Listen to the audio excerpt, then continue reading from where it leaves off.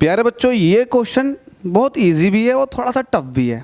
मैं ऐसा क्यों बोल रहा हूँ कि बहुत इजी भी है टफ भी है, क्योंकि अगर आप थोड़ा सा दिमाग लगाएंगे तो ये क्वेश्चन 5 सेकंड में हो जाएगा, और दिमाग कम लगाएंगे तो यही क्वेश्चन 1 या 1.5 मिनट में जाकर के निपटेगा। दिमाग कैसे लगाना है और दिमाग कैसे नहीं लगाना, दिमाग ना लगाने वाला बताता हूँ।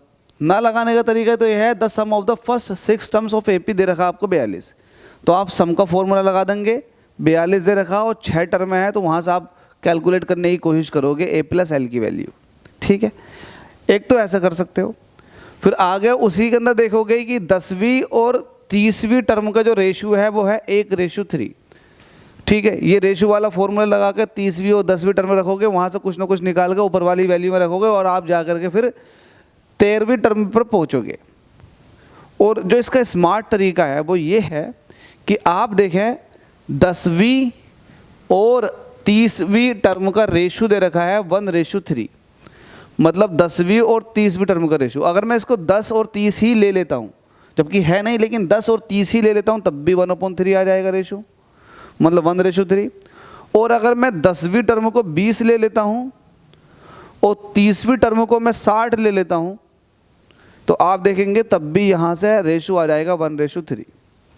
ठीक है, तो इसका मतलब तो ये हुआ सीधा सीधा, अगर मुझे रेशियो 1:3 चाहिए, ये फिर मेरे पास 1:3 है 10वीं और 30वीं टर्म का, तो इसका मतलब तो ये है, या तो नंबर ऑफ टर्म जो है, जैसे 13वीं टर्म की बात पूछा, तो या तो 13वीं टर्म 13 होगी, या 13वीं टर्म 26 होगी, या फिर 13 का मल्टीपल होगी, जो भी होगी वो 13 का मल्टीपल होगी।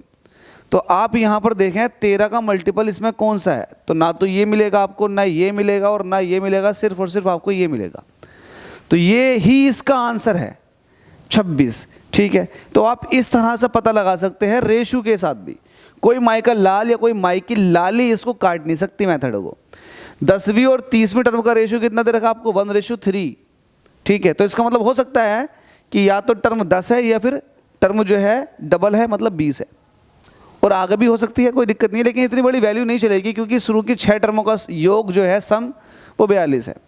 तो आपने फिर देखा कि यार इसका मतलब अगर 13वीं टर्म की वैल्यू पूछा तो या तो वो 13 होगी, 26 होगी, फिर 39 होगी, तो यहाँ पर 26 दे रखा, 26 इज द आंसर।